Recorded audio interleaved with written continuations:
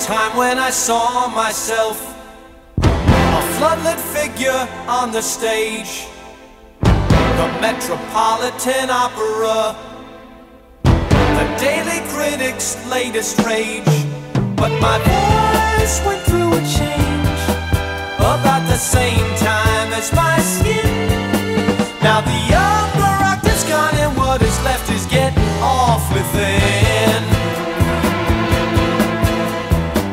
There was a time when I saw myself, a superstar up on the stage, in someone's rock and roll opera.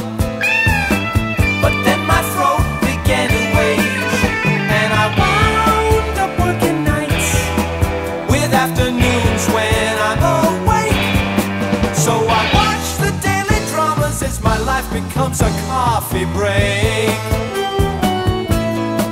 Here's the story up to date. Shirley's found another mate, though she'll wind up with a husband in the end. But a husband's got no life, he can't make it with his wife, though his secretary's more than just his friend. It's a day-to-day routine, and I watch the TV screen, letting Bob and Shirley live my life for me. It's an opera made of soap, using other people's hope, and tomorrow's show ain't soon enough for me. There was a time when I saw myself, a clean-cut cowboy on the screen, a Spurs and saddle horse opera.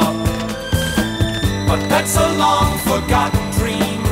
So I watch Let's Make a Deal and win the jackpot in my brain. Then it's time to watch the show that's got my cerebellum half insane. Here's the story down to earth. Shirley's finally given birth. She's been carrying the baby for a year, though it don't belong to Bob, who's been fired from his job as a surgeon, cause he's got this sudden fear.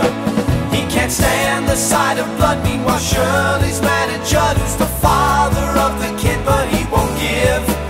And tomorrow's show will say what they left out yesterday, and that gives me one good reason I should live.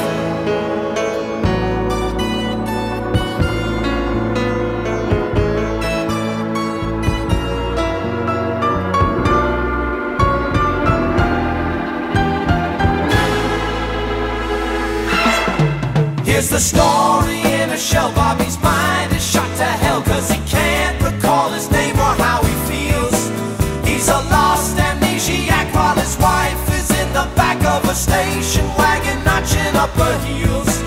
Meanwhile Bob's assistant nurse has some poison in her purse, and she's gonna slip it into Shirley's soup. Good old Judd thought up the scheme. Good old Judd is Shirley's dream, but old Judd don't wanna share her chicken coop.